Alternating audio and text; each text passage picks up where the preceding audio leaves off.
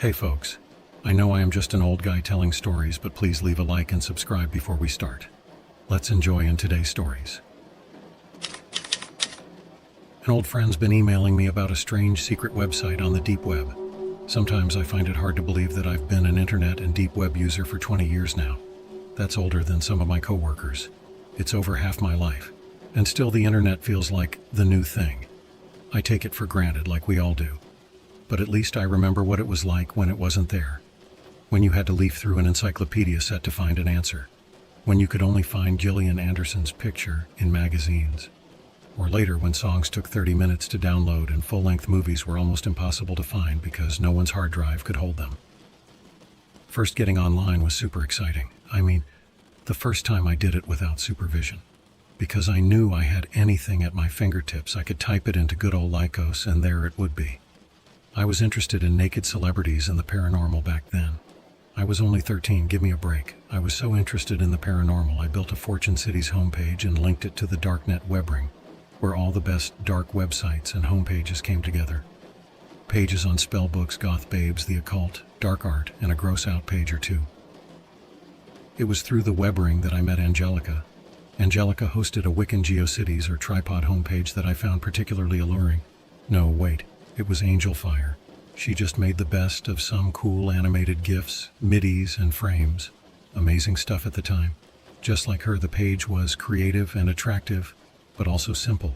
The reason I bring her up is she contacted me just a few weeks ago by email, asking, "What's been happening?" A catch-up question. And this is pure Angelica. She signed the email with her ICQ contact, Allies. I enjoyed the quaint touch. It'd be like someone in the 90s sending a letter with a wax seal, right? I replied back with a summary of how my life had gone over the past 18 years or so, since I'd last communicated with her. 18 years, makes you think. She shot back a response almost immediately asking for details. We exchanged a few emails this way. I was pretty excited to come home from work and write to her, actually. Nothing romantic. It was just like reconnecting with my past. It was a strange feeling. But I started to notice something off. She never really answered anything about herself. She ignored my suggestions that we text or even talk on the phone. She just kept wanting to know more about me. It got me wondering if something was wrong, like she's dying and just doesn't want to say. So I just asked her why she isn't sharing, and if there's something I should know. I read over her previous messages looking for clues, I guess you could say. And I noticed something that didn't occur to me at all until then. Her email address was at globetrotter.net. I know a lot of people still have their old email addresses that they just haven't given up. It just struck me as strange. Globetrotter was a Canadian ISP way back in the mid-90s. I didn't even realize they still hosted. It's like she was purposely trying to be old school. But something about it creeped me out. Like she was trying too hard to make me feel nostalgic or something. It's hard to explain. Again, I didn't have to wait long for her reply. She didn't tell me what was wrong. She just asked me, "Hey, do you remember the hole?" I didn't. Just a hazy sense that I dreamed about something called the hole once. Whatever it was, I had an instinctive feeling that it was something bad. I went over IRC rooms, websites, and news groups in my head, but nothing. She sent me another email before I could even reply. "You really don't remember? The hole was our little secret. Not many knew about it, even fewer how to find it, but we found it. It was right there all along. Sometimes when you'd load Darknet in Netscape, there'd be a tiny black dot in the bottom left corner in all this blank space. You had to hover over it exactly and click it. Then you'd be there. You'd be in the hole. You remember it now, don't you?" She was right, I did. I didn't remember ever calling it the hole, but I remembered that secret little space we found. I remember it was like the browser didn't see it as a real website or something. There wasn't even an address to copy and paste from the bar. It was just the letter M. I tried everything to pin it down to an IP, but M was all I could ever find. I remembered it, but I never liked that site at all. There was nothing there. It was all empty. I remembered being excited the first time we found it, because it was something hidden and it felt like somewhere we shouldn't be. And then I hated it, because it was just empty. And it made me feel bad and empty. I never cared to remember it. I wrote Angelica back telling her this. I didn't hear back from her that night. That was unusual. She normally replied right away. Eerily fast, like she already had her answer typed out and it didn't matter what I actually said to her. But now I was waiting for a response because this whole thing had me inexplicably shaken up. So of course, she doesn't reply. The next day, when I got home from work, an email was waiting. She said that we were missing so much. The hole had so much in it to discover, so many secrets, you could just keep going and going. It was like an endless puzzle. Everyone else stopped at the first layer. But she felt there had to be something else in it, that no one would create and hide this thing for no reason. And she kept looking until she discovered how to go deeper, and she kept going. She said, it's still there to find if I want to go looking. The web ring is gone, Netscape is gone, but the hole is still there. I felt a strange chill down my spine that I brushed off as nerves. I was up for a promotion and a little stressed after all. Then I started to wonder if she was pranking me. But Angelica wasn't really a humorous girl. She'd laugh at your jokes. But she didn't really make her own, and I just felt she was completely serious. In fact, something about her earnestness was really disturbing. I didn't reply to her right then. I decided to run some checks on her because things just weren't adding up. I started with her email address to see if she'd been posting anywhere. I was searching for a while before I hit something. I didn't find any forum posts or websites or anything like that. What I found was that her email host, Globetrotter, had stopped hosting 11 years ago. The email address she was writing from was impossible. Why would she go through so much trouble to create a fake email address that mirrored whatever email address she would have been using in the 90s? That wasn't just quaint anymore, that was crazy. I was really worried about her, but at the same time I was worried for myself. I was never all that close to her. I mean, we hadn't talked in 18 years. Why did she suddenly want to reach out to me? And why just to talk about some long-forgotten website? Because I felt like that's what she was building up to all along. It's just so weird. I kept digging around. I used her ICQ number, her name, the state I believed she lived in. I could find no record of her doing anything after her Angel Fire homepage. No Facebook, no Google+, not even a MySpace. It's like her last presence on the internet actually was in the 90s. It's possible to take nostalgia too far. I tried not to think about it. By this point, I'd gone a week without sending her an email or her sending me one. I felt guilty about it. But I had every right. I was losing sleep over this. I just knew I'd regret it if I sent her another email. And it seemed like she took the hint at first. But a new email came in, telling me how she thought she was coming to the center of the hole. But you could spend your whole life in here. I remember those words exactly, because they unsettled me. A week after that, I got a different kind of email. This one didn't even have an email address. That was spooky enough in itself. But then the text just read, if you get an email from anyone saying they're someone, delete it and forget what you read. It wasn't signed. I figured it had to be Angelica, but it was so vague. I was really getting nervous. I thought about getting the police involved, but I knew they couldn't do anything. I received another email with instructions of where to go looking for the hole. A place on archive.org on their Wayback Machine still had the dot to click on. I thought about going to check it, but the honest truth is I was afraid to check it. Something was just wrong with this whole situation. The another email came from the blank email address. The body was just the link to a Gopher site. Now, I hadn't seen a Gopher site in a good 15 years. I had to download an old browser just to access it. If you weren't around at the time, Gopher sites just housed a bunch of text files and folders. You'd go to Gopher, blah.com. They were usually run by universities. This particular Gopher site only had a few files. They had different file names, but all the files said the same thing. Help me please, over and over. I did get the police involved this time. They were courteous. But they thought I was being pranked. I asked them if they could at least look into Angelica. I told them all I knew about her. They said they'd try. I stopped received emails from Angelica and the blank address after that. I hoped it was over. I think a month passed before anything else happened. I got a large manila envelope in the mail. No return address. I hesitated to open it, but I did. And inside was a printout of all my correspondence with Angelica. Not just the new stuff, even emails I'd written her back in the 90s. I barely remembered them. But I recognized my old email address, and the things I said sounded like teen me. The only thing not in there were the emails from the blank address. I took this stack of papers to the police to tell them something's definitely up. They told me they still thought it was a sick prank, I asked them why sick, because that seemed strong. That's when they told me they heard back from her local PD. Angelica's been a missing person since 1999. Her parents offered a reward and everything. But there weren't any clues. One night she was in her room, listening to music, on the computer. In the morning, she was gone. I was so shocked I had to sit down. I had to side with the police that this was a prank now. But at the same time, what if it was her? Maybe she's had a psychotic break or something. Or what else could it be? What's this stuff about the hole? Is it even real? And about the blank email address? I haven't a clue. And that's what scares the crap out of me about this.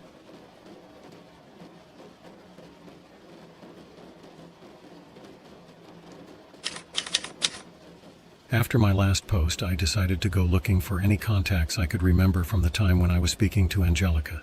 Anyone who would have known both me and her. We had a few mutual contacts, mostly people from the web ring, but also people we introduced to each other. Just not many I remembered by their real names. Actually none, it turns out. But I recalled one friend who went by the handle Rapskellian42. He was an odd guy, into hacking and anarchy. The good, clean internet taboos we had back then. He'd been on the net forever, since the days of bulletin board systems.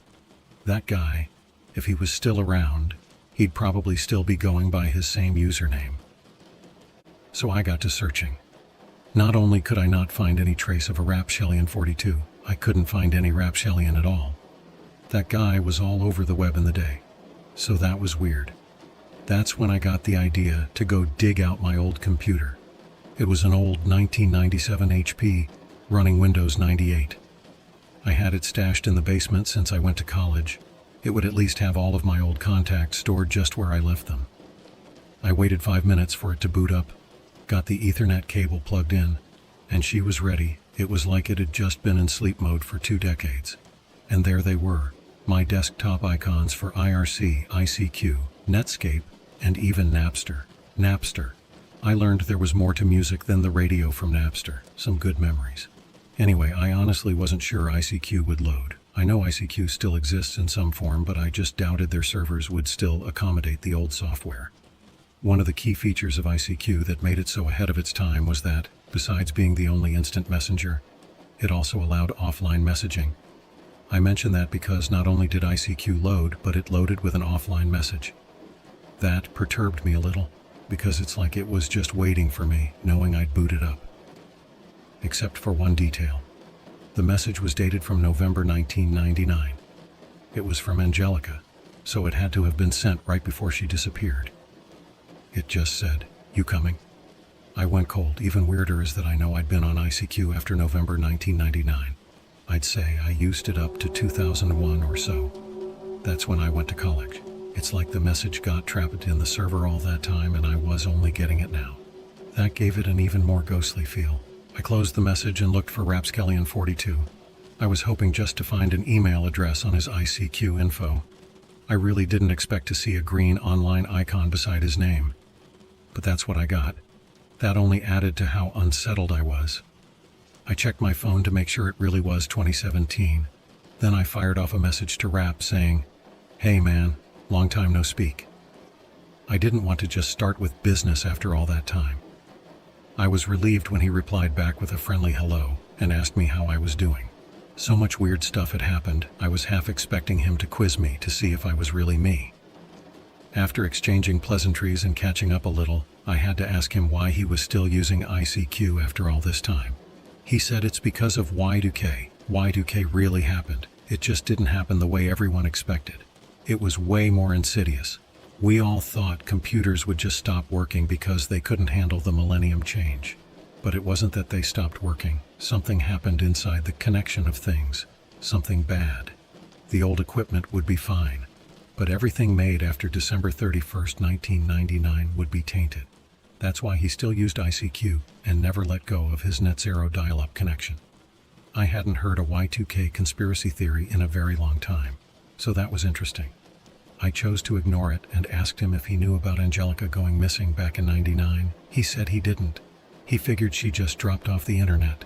Not coincidentally, she went missing right at Y2K, he noted. If that last message really was sent November 1999, then he was right, actually. Given his views, I knew Rap would believe me when I told him what was happening. So I let it all out. And he did believe me. He told me that reminded him of something he heard from another old friend just recently. There was this guy RXT4, or to his closer friends just Reggie, who used to frequent an internet forum on hacking and freaking back in the mid-90s. He had a lot of friends there, was well-spoken and clever enough to earn real respect. Over time, as often happens, he just drifted away from the forum. His posts became less frequent as other aspects of life preoccupied him, and soon enough he was gone. The forum strove for anonymity, for obvious reasons, so no one kept in contact with him. The forum's still there. Nowhere near what it used to be, but the regulars are dedicated. A few months ago, after 20 years' absence, Reggie suddenly shows up on the forum again. His posts are polite, conversational, but just off somehow, like someone feigning familiarity. He's just trying so hard. He's asking them all how they're doing, calling them all, at least the old schoolers, by their first names. It's weird, but they're happy he's alive and well, so they reply to him and bring him up to date. Then, without acknowledging anything they say, he starts making post after post about how his life was revolutionized. He found a whole new frontier of hacking. The hacking begins inside you, he said, and he wants to show it to them. The forum folk were flabbergasted by his odd behavior, so they started interrogating him. He goes silent for about a week. Then he sends one last message saying, "I love you guys so much," with a tiny URL link. Rap's friend thinks it's all a joke and that Reggie was just leading the whole forum up to an epic rickroll. He doesn't click it because he doesn't need to hear any Astley and he's busy with something else. He comes back to the forum later and he decides he's going to go ahead and click the link anyway. It may be something legit. On a whim, he refreshes first to see if anyone replied, saying what the link is. He sees a post in reply from a very trusted and respected member of the forum saying, in all caps, "Do not click that link whatever you do, and that is not Reggie." That was enough to dissuade everyone from clicking. The fake Reggie deleted his account immediately. The forum moderator and others tried to figure out who the guy was, but no luck. The guy who made the all-caps post explained after that he tried to safe browse the link with an old Linux box, and whatever was in there wrecked it. And that box had security out the wazoo. He couldn't explain it. Also, before it wiped out, he thought he saw a picture of himself as a child flash on screen. That, more than anything, convinced him to post the warning in all caps. He said he truly felt it was dangerous. I agreed it was weird for two mysterious internet stories to come his way like that. But I didn't see a connection. Rap went on to explain how this was all a part of what Y2K brought into the digital world. I just told him to let me know if he thinks of anything else that could help, and that I would stay in touch. He casually mentioned as we were saying our goodbyes how he still checks my homepage, and that I've been doing great work. Keep it up. That took me aback because I don't even have a homepage. So I asked him what homepage he means. He said my Fortune City homepage. He's been reading my updates all these years, even after we lost contact, and he's impressed how it's grown. I told him I really didn't understand. I hadn't updated that page since '99, when I created a Mirror of the Heaven's Gate website. Tasteless, I know. And besides, does Fortune City even exist anymore? He swore that he's been reading updates all this time. I could tell he was getting angry. He said he's not an idiot, he knows what he's been seeing. But he can't remember what any of the updates were actually about. They were about the future, that much he knew. And he remembered being hooked. Rap went quiet for a few minutes. Then he said, "He's looking at the homepage right now. He can send me a screenshot. It was last updated yesterday, and it's all about what they're talking about now and what's going to happen next."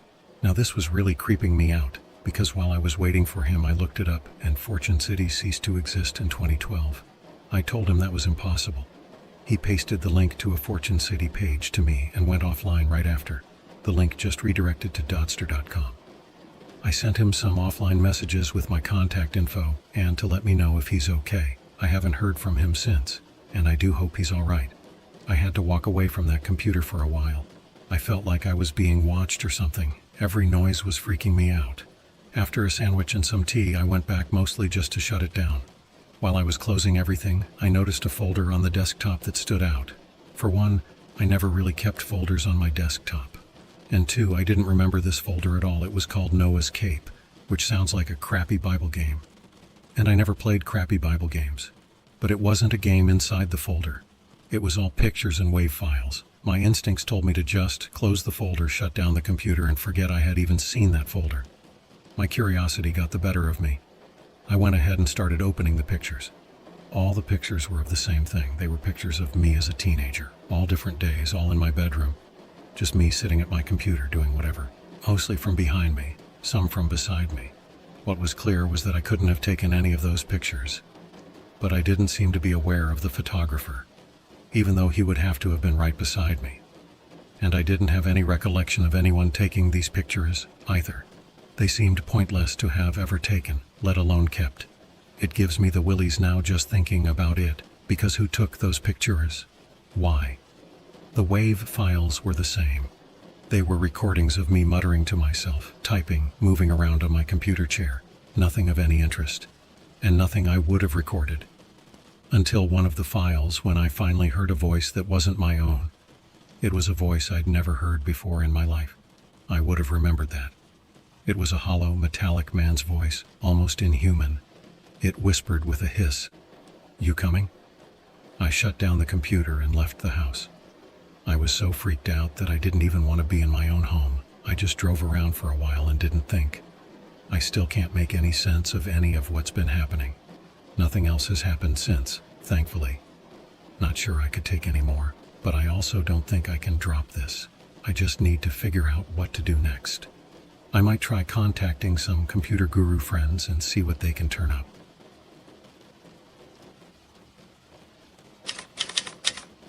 So like I said in my last update, I contacted my buddy Ben, who's a real computer wizard. He works IT at the University of Guelph.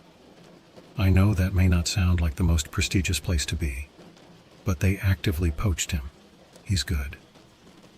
Anyway, I give Ben an idea of what's going on and ask if he can get a lock on that Gopher site for me. I also ask if he can safely do it, to see if there's anything to this whole site. He says that won't be a problem. The next day he already comes back to me with the question, "Is this some sort of a joke? I don't like wasting my time." I've never seen Ben even slightly irritated before. He tells me when he traced the Gopher site, it turns out it's being hosted right there at the University of Guelph. But they don't have a Gopher site, never have. Stranger still, it's inside the IT department's offices. I assure him if it is a joke, I'm not in on it. So he manages to track the server to a storage room in a sub-basement below his office. The sub-basement was abandoned years before he even started working there, due to ventilation and mold issues. It's just full of old IT crap now and some storage lockers. Someone had set up the server in a storage closet. The closet itself was completely obscured by old computer equipment, and it looked like it had been for several years, meaning the server was running under their noses all that time. When he gets in, he sees an old desktop. It's hooked up to a phone. Beside it, there's a notepad with the words "Make it stop" and "Abracadabra" on it in the same handwriting. He said that was ominous. The whole place is covered in thick dust, but the server is still running. He hooks up a monitor and keyboard to disable it. And he said the ironic thing is it had an auto shutdown date of that very day. Gave him the chills. And he doesn't chill easy. When he let his manager know what he found, his manager told him there's really only one man who could have set that up. Back in the early 90s, a guy worked in the department they all called Milky. 'Cause last name was Melky and he was really white. He was a little eccentric. But then he had a burnout and it got worse. It started with him pounding his desk.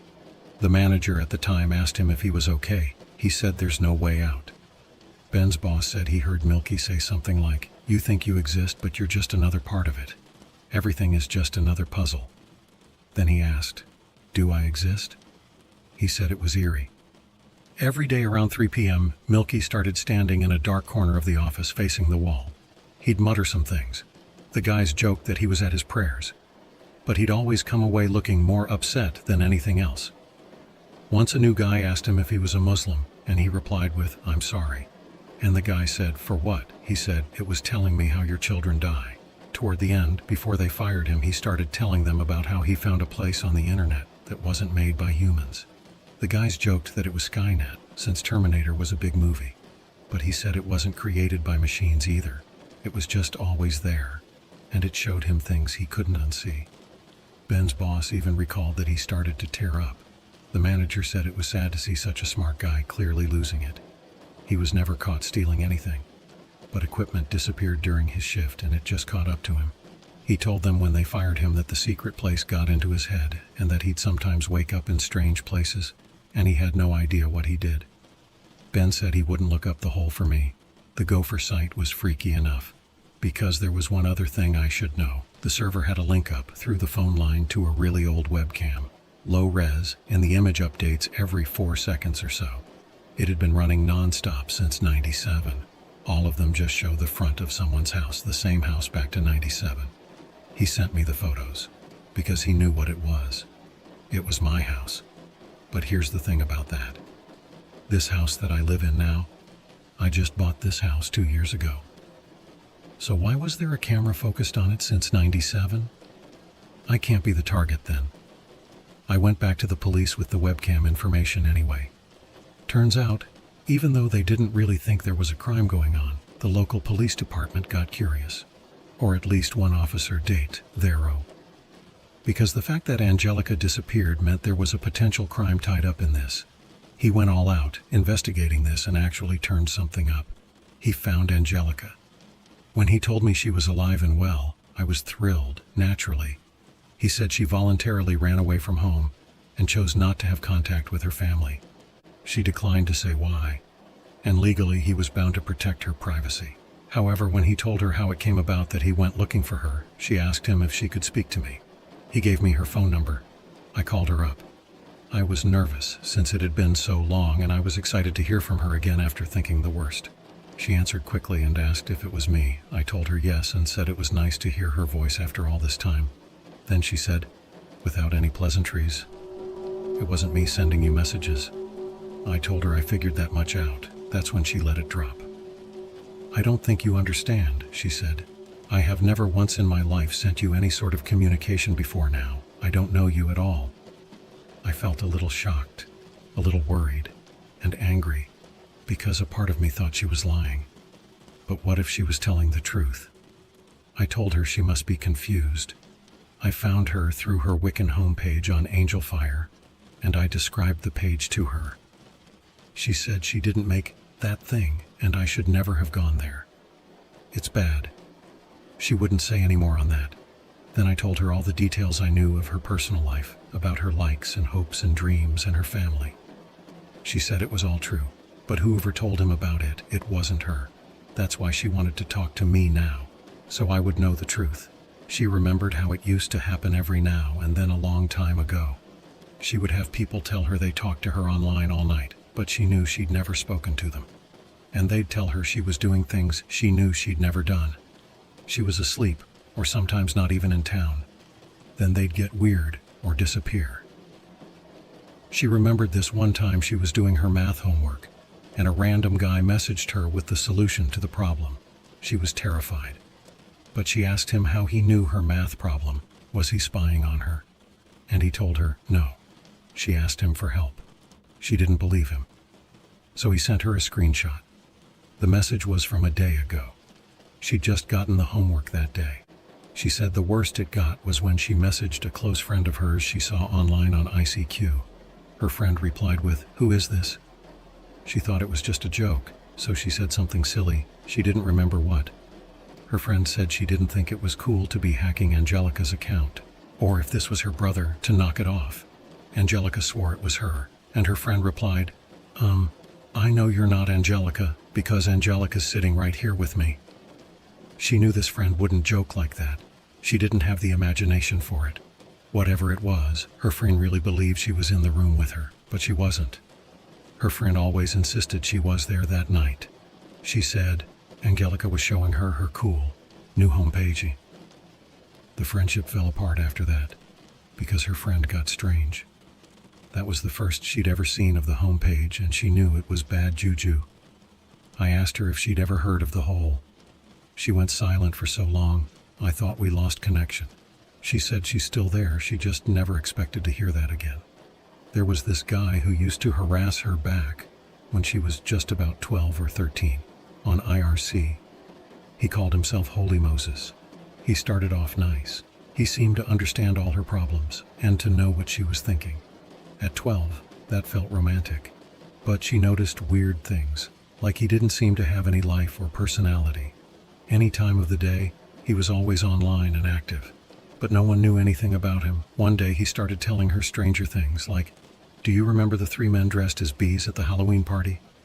She didn't know what he was talking about. 8 years later at a college Halloween party, she saw 3 men dressed as bees sitting in the corner of the room. They weren't doing anything, just sitting still and staring at the floor. Then they turned to her and their eyes looked so black. She ran out of the party. Another time he told her, "You can drink and smoke, you died in a car crash." It scared the life out of her. She briefly wondered if she really was a ghost, she said. When she told him to stop telling her things like that, he said there was a place she could go that was for special people only, and she'd never need to go anywhere else. It was a place on the internet that was infinite in all directions. She said she remembered him saying that specifically, and everything she needed would be there. It was called The Hole, and she just had to send him a message with the letter M to get there. She actually tried to do it, because things weren't going well for her. But she sent the letter in by accident because her hands were shaking. Holy Moses went offline and she didn't see him after. Until 2010, when she got an email from the New Commandments holymoses.com saying, "You coming?" If anyone was impersonating her, she said that was the most likely person. At the time, she was so naive. Looking back on it now, talking to me, she said he was the creepiest person she'd ever encountered. Just thinking of him creeped her out and made her afraid he'd sense it somehow and come for her. She said that was all she had for me and not to call her again. I thanked her for taking the time to talk to me at all and wished her the best in her life. I think I'm going to need some time to process all of this.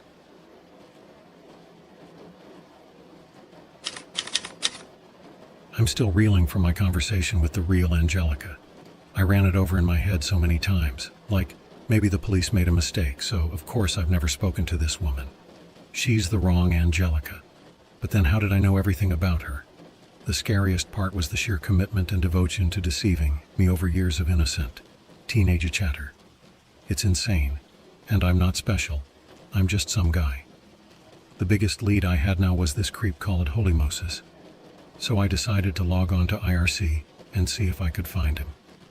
Angelica told me he was all over EFnet back when he was harassing her. It's a long time since I've used Merc. I barely remembered how it worked. I was introduced to IRC by a group of furries, before I even knew what furries were, with a server called EFnet. That was an adventure. Anyway, it soon started to come back to me. There are so many channels on EFnet, it would take forever. So, I decided to focus on channels that would have been relevant to Angelica back in the day. I just started asking in channels if anyone knew of him or heard of him, but each time I mentioned Holy Moses, the channel fell to almost complete silence. I didn't get a yes or a no, I got ignored. Sometimes users even started to leave the channel. I was about to give up and try another avenue when I got a private message from U47284U. He, or she, I guess, told me I shouldn't be doing what I'm doing. I asked him why. He said it doesn't come off well to them, whatever that means. And that Holy Moses is just a bot. Been around forever, never logs off, and is almost always idling for days at a time. I told him if that's true, why is everyone so reluctant to talk about it? I didn't want to tell him Angelica's story. I just wanted to find out what he knew. He says the whole thing weirds people out because nobody knows who built Holy Moses. Nobody. Over decades, no one has even claimed ownership. Not even trolls. Nobody knows where it came from, or why it's there. It doesn't do anything. It's just there, he said. That's the most awful thing about it. Legends have built up around him, like it's a government supercomputer monitoring IRC, or it's the KGB, or a ghost, a bot left running long after the owner died and his bank account keeps paying the bills. But no one knows. It's just there. Users have tried messaging it, and it never responds. It never interacts in any channel. It offers no services. It has moments of apparent activity where it is no longer idle, but no one has been able to detect what it does during this time. Except occasionally it'll change channel seemingly at random. He said, there's only one time when it did anything substantial as far as anyone knows. Once in over 2 decades. And it only made things weirder. I was sending a message to ask him what it was, because he wasn't saying. But just then I heard what sounded like my front door slam. I paused and listened carefully. trying not even to breathe. I didn't hear anything. So I rushed out to the front door. Nobody was there. The doors were all closed and locked. I chalked it up to nerves and went back to my office. When I got back, U47284U had sent me a message saying, "Where'd you go? Hope nothing strange happened." I ignored it and asked what it was Holy Moses did. He said, fine, he'd tell me. In 1999, at 5 a.m. CST on December 31st, Holy Moses joined the channel in ornithology and made a series of short statements. First, deceive them at 7 a.m., empty it at 9 a.m., abandon them at 6 p.m., turn back at 9 p.m., and have it your way just before midnight. Then it went offline until January 5th. Why? He asked. Why be silent and useless for years, do that, and then never do anything after? Sometimes, when he really thought about it, it gave him the heebie-jeebies.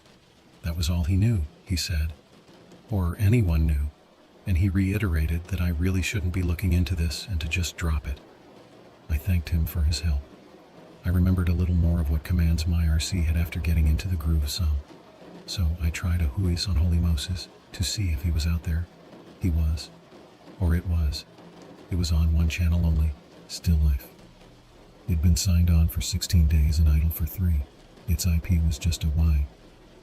I was thinking about going to the channel and messaging him to see what would happen. But I got another message from U47284U suddenly. I told you to drop it. Where's your mother? I closed out of Merc immediately and walked away. I figured it was just a nut trying to psyche me out. And it worked. But after it sunk in, I realized I'd better call my mom and make sure everything's okay. To my relief, she answered the phone pretty quickly. I asked if everything was okay. She said sure, except for my little prank. Right away, I felt a chill. I hadn't done anything. I tried to calmly ask her what prank. She said the 2 guys. They showed up with a note from me to let them in. They don't say anything or do anything. They've just been sitting there, with their chairs pulled together, in her kitchen, just looking at the floor.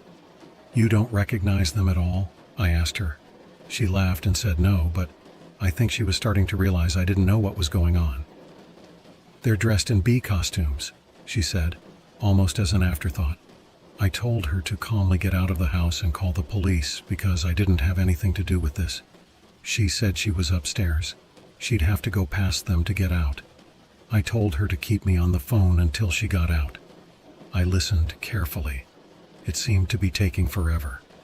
Finally, she said, "They're gone." The front door was left open. I told her to call the police right away and check in with me in a bit. While talking, I had absent-mindedly walked from my office to my own kitchen. My front door was also left open. Not only was it locked just a moment ago, but it seemed like quite a coincidence. I closed the door and locked it. Then I looked all around the house with a kitchen knife in hand. I have a 1-story with a basement, so it was easy enough to cover all hiding places. Nobody there. I figure the door wasn't shut well and the wind just opened and closed it. Still, I was nervous all night. I continued to brush it off. Until 2 days later, my neighbor came out and asked me if I was having a costume party. I said no. That's when he told me he saw 2 guys in bee costumes leaving my home 2 days ago.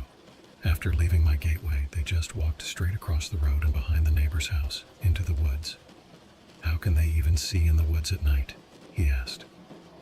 I went to the police with all the new information I had. All these strange events barely seemed coherent at all. They didn't seem incoherent either. They all seemed thinly linked in a secret way. The police were baffled. They had my mom's report too, so they admitted someone was harassing me. But without more evidence, there was really nothing they could do. When we were making the report, my mom told me she was thinking about something just after this happened, because it struck her as odd. Do you remember how you had this dial-up modem, and when you'd run it, you could swear you'd hear a little voice inside talking to you? The way she said it like it was nothing sent a shiver through me, because I didn't remember that at all. What? Was all I could say. This is what she said. Yes, you'd said it ago, and in all the beeps and pops you said there was a little voice in there with a message.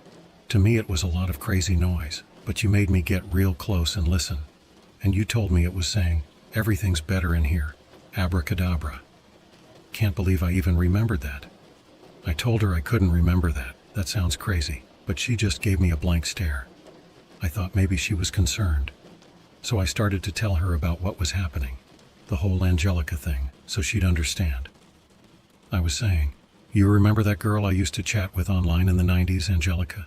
She kept giving me a blank stare like she couldn't understand me. So I told her more. How I met her on the web ring my Fortune City page was on. And didn't she remember my homepage at least? She shook her head. What she said next scared me. In a way, I've never been scared before. She told me she got an internet connection after I left for college to email me. But before that, we never ever had the internet in our home. I said she must have gotten hit in the head, because I remember distinctly all these experiences being online, building my homepage, YIFNet, IRC, ICQ. All of that was when I was in high school. She flat denied it. She said she remembered, though, that I used to tell her I'd found a way to get into the internet without a connection. I'd have to call some number with my modem. Then I'd have to sit still at the screen for a few minutes, something like that. She always thought I was joking before day. Darrow came to get us. She looked into my eyes and said, "You should be careful on that internet, you know," and rose to shake the detective's hand. I was grateful to get off the subject. The detective offered to have a friend in computer forensics take a look at some of the sites I'd reported. But he didn't have much hope. I went to the casino after that to drink and waste money. This just gets more confusing by the moment.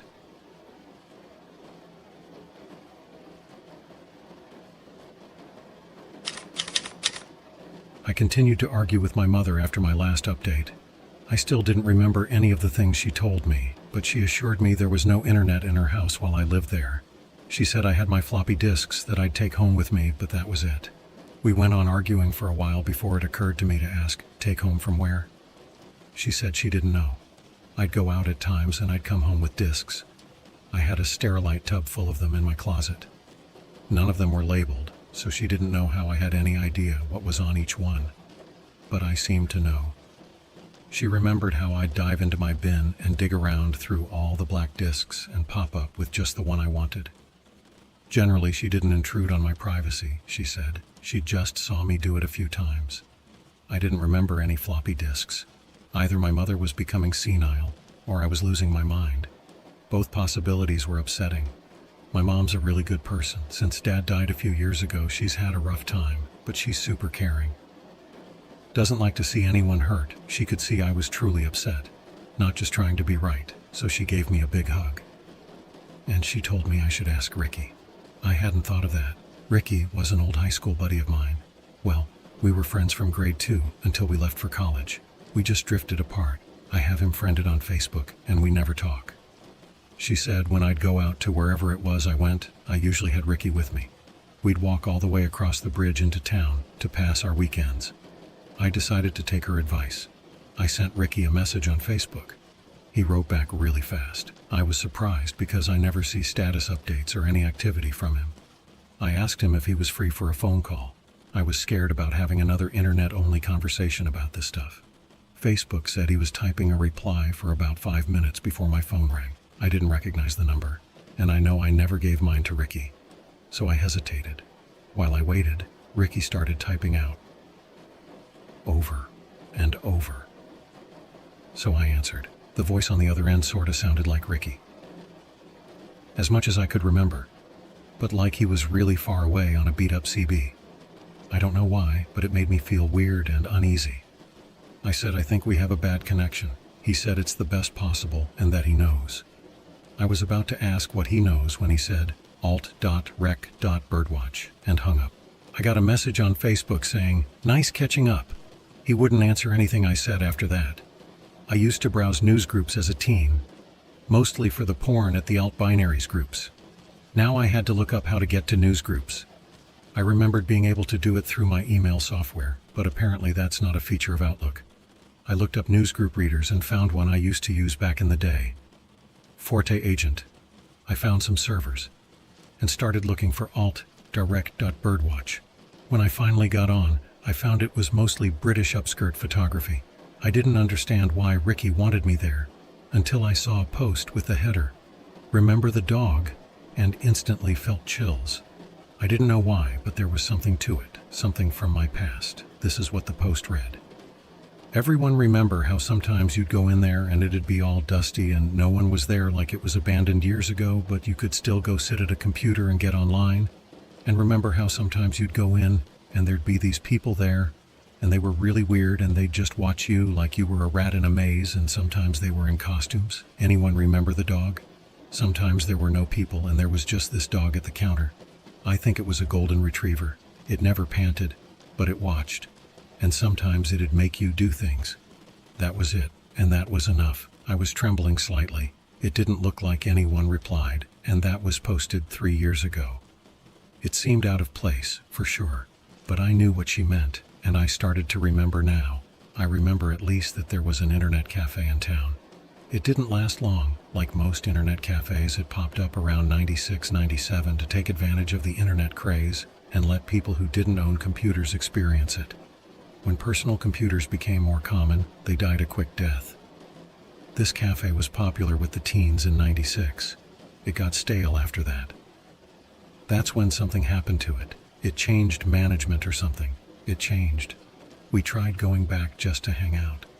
But most kids didn't want to be there. I had some friends who just wouldn't go.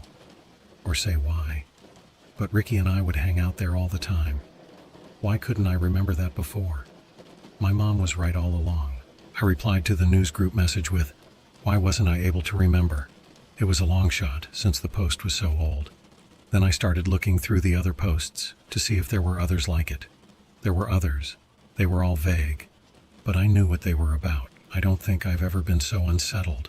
Someone posted, "Sometimes when we were hanging out, we thought we were there for just an hour or so. But when we came out, the whole day had passed. And when we talked about what we did there, we had completely different stories, even though we were together the whole time. It was like an acid trip, and we were stupid kids, so we kept going." The Egypt. That's what the place was called. None of these people would say its name, but I remembered it now. That strange little internet cafe, just behind the post office, where I didn't even realize there was commercial space before. The Egypt. Someone posted, "There was this one time when my friend dragged me along and I didn't feel like being there. The owners or staff or whatever weren't there that day. It was the dog. I don't like to think about it. Remember how it never panted? Somehow that sticks out after all this time. We were just goofing off, nothing special." When I looked over at my friend's screen, he was watching a live webcam of my bedroom, just staring at it. I think this is a dumb joke, but it pissed me off. I told him that was weird, and I was not okay with a webcam in my room. He just said, "Something's going to happen." Gave me the heebie-jeebies, because he wasn't joking, and it didn't even sound like him. Here's the thing that gets me most. I decided to leave, but need to piss first. On the way out, I go over to my buddy and he's still watching the webcam. That annoys me. But worse, when I looks at the screen, someone's in my bedroom ransacking the place. Under the mattress and drawers, I'm ready to go home and get one of Dad's golf clubs. Then the guy looks right at the camera and starts taking it down. I saw that dude's face. It was me. No doubt about it. That was my face. How is that possible? You're thinking the webcam wasn't live, but it was. Someone replied to that post with, "When you were in the bathroom, did you try knocking on the wall?" Someone knocks back. Someone replied to that with, "I did. He said he'd let me in, but there's no door." In the sea of birdwatching photos and upskirts dating back to 95, that was all I could find. I closed it down. It was too much. I was psyching myself out. But later that day, I had a reply to my post. It read, "You weren't meant to." I felt it then, that something really wrong would happen in that place. I reached out to my friend Ben again to see if he could help me identify those people, because I didn't recognize any of the names from around town, but surely that dinky business didn't have locations in multiple towns. Ben got back to me with a last favor message. He said the news group I was talking about doesn't exist, and no such posts were on alt-rec birdwatching. He did say he went ahead and traced that link I gave him to the hole. He was able to link it to a specific address, which he gave me, and I recognized it. It was the address of the government duplex I grew up in. It seems like every answer is just a lot more questions, but I've made up my mind to go back to my hometown and check it out. If I find anything, I'll let you all know.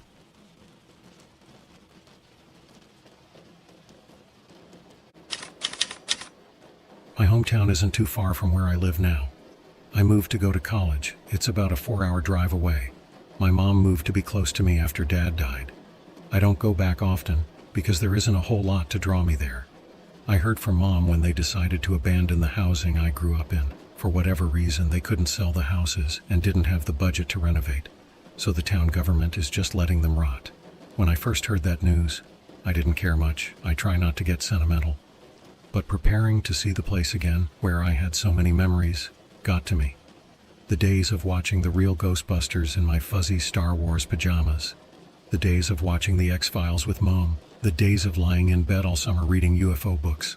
Of course I realized it'd just be empty space now, nothing in common with those memories other than a floor plan. That all went away once I got inside. I snuck in through the window I used to climb through when I forgot my key. As soon as my feet hit the floor, the music started. It was low and distorted, so I couldn't make out what it was. But I was sure it wasn't playing until I entered. Someone else had to be inside and knew I was inside, and that scared the heck out of me. I waited for a sound other than the music, but it was just the music. I felt a little more courage, so I started walking toward the stairs. The music got louder, but no less distorted. The tune was familiar, though. I went up the stairs slowly. That's where my old room was. By the time I got to the top, I knew what I was listening to. Early in the Morning by Vanity Fair, an oldie, and it was coming from a grimy old radio propped in front of my bedroom door. That was odd, because the song was playing on a loop. I switched the radio off. Then I realized I'd telegraphed my exact location by doing that. I broke out into a cold sweat for a moment, waiting for something to happen. But all I heard now was a buzzing from in the room, like a beehive. I also saw my name placard was still on the door. Other people had lived here after Mom left, I'm sure of that. Why would they have left that? I opened the door. I didn't and still don't know how to react to what I saw inside.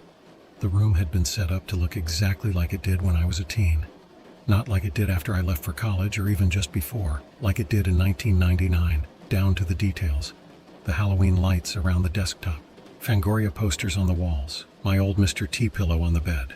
Someone had to have known my room in intimate detail to have done this. Who could have? And why? It made no sense. Then there were some details that were off, but in such a way that it seemed intentional. Like in my Candyman poster, it said it starred Tiny Lister instead of Tony Todd. And the wall was painted with the same stucco, but the color was a shade or two off. Things like that. They were everywhere. That was more troubling to me than the recreation itself. I found where the buzzing was coming from. The computer. It was running. Maybe Ben was right about the hole. I sat down and activated the screen. Like the rest of the room, the desktop was a faithful snapshot of 1999. Every icon just as I remembered. I couldn't find anything running out of the ordinary. It just felt strange, like I was transported to the past. That's when I noticed the one thing out of order with my desktop. An icon way in the corner, almost off the screen, called Milk and Honey. I never had any such file, I'm sure of that. I started moving the mouse up to it. I felt strangely afraid to open it. Before I could, the radio started blasting Early in the Morning again. My heart almost stopped. I looked behind me expecting the worst. Nobody was there. I got up to switch the radio off, but it was still off. I checked the batteries, and there were none. That's when I realized the music wasn't coming from the radio. I wanted to get out of there. I felt fear before. I don't think I've ever known what dread feels like before then. Not really. But I had to find out what Milk and Honey is. It loaded a Telnet connection. I hadn't seen one of those in a while. The connection worked because in a few seconds an ash-eye mountain filled the window. I waited and waited for something to happen. But nothing did, just the mountain. I tried submitting some inputs. I even wondered if the connection died. I was going to retry, but I got a phone call from Date. They're out just then. The first thing he asked me when I answered was, "Are you alone?" I thought that was strange, but I told him I believed I was, but I wasn't sure. He asked where I was. I told him. He said I needed to get out of that house slowly and calmly, get in my car and drive back to him. I'd never heard him sound like that before. Something was definitely wrong. I was ready to listen, but I wanted to know what's going on. He said he had a gut feeling about something and decided to check back with Angelica to make sure everything was okay. Everything was not. He said that girl he'd put me in contact with 2 weeks ago was not Angelica. They had no idea who that woman was because no one's been able to find her. The home she was in was apparently a rent house between renters. Nobody lived there at the time. All they found left behind was a script detailing what she was supposed to say when she spoke to me. I was speechless and confused. I just readjusted my thinking to believe everything with Angelica was a lie. And now that the truth about the lie was also a lie, did that make the lie true? But it got worse. Det. Theraud said he contacted Angelica's family again and asked more questions. A lot more. She had every message I ever sent her printed out. Pictures of me, a map of my hometown, a doll. He said in some of the pictures I was clearly sleeping. Did I know of any such pictures? I couldn't speak. He took my silence for a no. And he was right. There's more, he said. But you have to get back here now, calmly. I thanked him and prepared to do just what he said. That's when I noticed more had happened on the telnet screen. There was a question up. Are you alone? That was what the detective had just asked. That was frightening enough. I typed, I don't know. Then text started appearing very slowly, letter by letter. I took a picture so I can type it out as it was. This message is a warning, transmit to be dilettants after 2K Brea. This devia shoot it all down, get it, save yourself. It repeated 3 times, then the connection ended. I tried it again, and it just wouldn't connect anymore. I wasn't sure what to do. It didn't feel right breaking the computer, so I just unplugged the power from the back. I got up, ready to calmly exit like the detective said. I would have been okay, I think. But I saw something that'll never leave me for as long as I live. There were strands of dark hair flowing from under the bed. I froze where I was and kept staring at them to make sure I was seeing right, that it wasn't just threads, because it was dark in that area.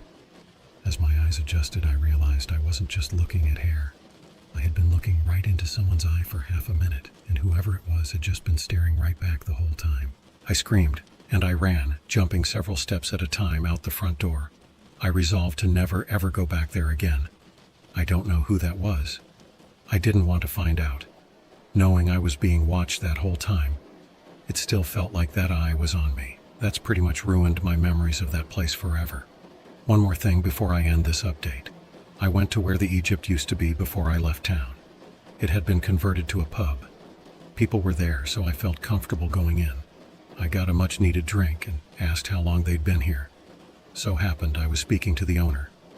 He said the place was a foreclosure he snatched up in auction. The previous owners just abandoned everything. The computers were still running when he moved in. He figured they'd been stealing electricity from the post office. I told him I used to come here for the internet. Then he said my name and asked, "Is that you?" I wasn't sure I wanted to answer, but I did. I told him it was. He said there was a little box left behind with a note asking that it be given to me. It was junk, he said. Just old floppy disks. But he liked the mystery of it. Like a message in a bottle kind of deal, so he held on to it. I had to buy a disk drive before I could even read what was on them. I'm not sure what to make of it. Each disk had a picture of a different teen. Some information about each one. A bunch of bookmarked websites, and copies of different internet activities. They all had 2 things in common. They were all missing children, and they all had internet contact with Angelica, except for one of them. That one was Angelica herself. I handed it over to the police. This is way over my head.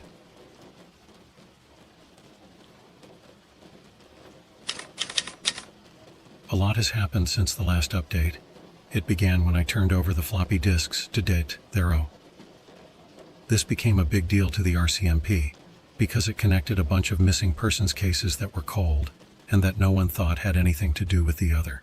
The problem is the cases are all from back in '99, not long after I turned in the disks. Thero came to ask if I was completely certain that the pub I was in was behind the post office. I confirmed. He said I had to be mistaken because that place was empty when he went. Then it must be closed for the day, I figured. When I was there, they had quite a few patrons, a slot machine in the corner, a TV blaring a sports game. It was a busy enough place. He said I wasn't understanding him. It's empty. There is no pub there. There's no business at all. That building had been abandoned for years. It was covered in dust and there was nothing but a few old computers against the walls to show anyone had ever been there. I felt something like vertigo. I knew I was just there. I talked to the bartender. I had a drink. How could that have just vanished? I told the detective he could dust the box of discs for prints. The bartender handled it with bare hands, and that was the only building behind the post office. I didn't know what to say that'd make him believe me. Then he said with a chuckle, "Oh, there was one patron, a stray dog. I don't even know how he got it. It was all sealed up." I didn't think anything of this until he said, "He's been with me ever since, so well behaved." I asked if it's with him now. He said yes. I felt shivers down my spine. I asked him, "It's a golden retriever, isn't it?" He asked me how I knew that. I didn't try to explain. I found the first excuse to hang up. He did tell me he'd been to my old home. There had clearly been someone squatting there, he admitted. They seized the computer to be certain, but there was nothing mysterious. And the thing under the bed was a doll. He even sent me a picture. I told him that thing in the picture isn't what I saw. The eye I saw was wet, and it saw me. I can't blame the detective for starting to doubt me. Nothing about this has made sense. And everything I thought I understood turned out to be something else altogether. Even I'm starting to doubt me. I wanted to keep busy myself, so I started doing some research into local records to see if I could find who owned the place. I expected to find some change in management in the 90s, or where the place got sold in the 2000s, but there were no records of the sort. Because it never did get sold or change management. It was purchased in 1980 and had had the same owner ever since. A company or organization called The New Way. It didn't seem like it could be the same owners because that place was never used before the Egypt. In 1980 there wasn't really an internet. Who would buy a place and do nothing with it for 15 years, just waiting for the internet to happen? I just couldn't find anything else. Nothing on the company at all. It's hard to describe how alone I've felt these last few weeks. I've talked to a lot of people about it, but their help has been limited. That's why I decided to try to go back to alt.rec.birdwatch, if it was still there. At least there someone might be having a similar experience, and I had no trouble finding it again, actually. I don't know why Ben couldn't. So I made my post. I asked if anyone else had heard of The New Way. Then I waited. To my surprise, I got a call from Ben right after. He asked me if I'd done anything recently.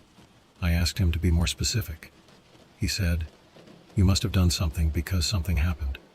I still had no idea what he meant. He sounded strange. His words were just slightly slurred and there was no accent anywhere in his sentences, just a string of words. "Something's happening right now," he said. I booted it up again. Ben was just the most rational, bland guy. Something was definitely wrong for him to be acting like this. So I asked him if he was okay. He said that I needed to check my messages. I asked what messages. "Listen," he said, "you have to check your messages. They've been waiting for you." The whole thing didn't feel right at all. I asked him again what messages he meant. All I heard was little whispering sounds like psst, psst, psst. I thought I was losing him. But when I listened carefully and turned up the volume, I heard it. He was saying please over and over and over. I felt a pit in my stomach. I asked if he needed help, if there was anything I could do. He went silent for several seconds. I said, "Ben." Still silence. Then he shouted, "Please," so loud I dropped my phone. I scrambled to put the battery back in with shaking hands. And then I called in a wellness check on him. I called the Guelph campus too, just in case. I didn't know what else to do. I'd never experienced anything like that. I checked my email right after to see if I had anything from him, but I didn't. I had no voicemails. The only other messages I could think of was ICQ. So I powered up the old computer again to check on my ICQ account. It's possible there was nothing. I just had to make sure. It felt like it was taking forever to start up. When it did, I did have a message waiting. It wasn't from anyone I recognized, but I don't think it was from Ben. The name on the account was Constance Ike. The message said, "Heaven." There was a link to an MP4 video. I clicked it. The download box said it would take 30 hours to complete, so I just let it go. I tried replying to Constance too, but ICQ alerted me that the account was disabled. I also couldn't find any results on any search for such a person. I don't think Ben would ever make a fake account like that. But how did Ben know about the message? I got contacted by Guelph University's campus security later that day. They asked me when I'd last spoken to Ben. I told them. They said he hadn't been to work in a few days and has not been answering the phone. I was the last one to hear from him, and they recommended I file a missing persons report. I did. So far, nothing's come of it. I'm worried about him. The next day, I got an email replying to my post. I recognized the address. It was the same person who posted about the dog. She said I needed to call her urgently and provided a 1-800 number and a series of numbers and letters for it earned to BMT. I got an interactive menu system for a tanning supplies company. I pressed each of the numbers in the order she said, and the system said I was being transferred to an account specialist. I heard someone pick up the line. Almost right away she said, "You went back to the cafe, didn't you? You shouldn't have done that. Was it the pub?" I think I gasped. She said she couldn't talk long, so I had to just listen. She wanted to tell me something that might help me. She said she started remembering about a year ago. She remembered the sessions in the Egypt. They preyed on vulnerable misfit kids. Whoever came there got introduced gradually to this website called The Hole. Once they showed it to us, we had to sit there and study it, solve its puzzles, but it'd change us. That's what they always said. She didn't know if they built it or not, but it's what they were all about. This is the thing to remember, she said. I think we're still in the hole. I tried to ask her what that even meant, what she was talking about. She had already hung up before I got the chance. I haven't heard from her since, or from date. They're out. Still no news on Ben. I don't know if I'm any further ahead. Every step forward is 3 steps into the mist. That's how it feels anyway. But I do have one other thing. The video file finally finished downloading. I knew what I was looking at as soon as the video started playing. It was VHS security cam footage of inside the Egypt. It's been a long time, but it hit me fast. There was no timestamp. The footage was grainy and the tracking was off, but I knew it. There we all were, sitting at our computers, with our backs turned to them, staring at a wall. I was able to pick myself out in the group. We just sat there staring ahead. Nobody was moving or saying anything. I couldn't make out what the computers were doing behind us, but we weren't touching them. What were we staring at? What were we doing? Why would I do this? I couldn't remember any of it. I was the only one that ever looked away from the wall. I kept glancing over behind the bar. It was hard to tell, but I think I was afraid of something. I looked frightened. I stared at the area on the screen I kept glancing to. The tracking lines were in the way, but they faded a little, and I was able to make it out. It was the dog, and when I saw it on the screen, it turned to look right at the camera and didn't look away. It's like it knew I was watching. I know that's crazy, but it creeped the heck out of me. I shut the video down there, and I don't plan to open it again.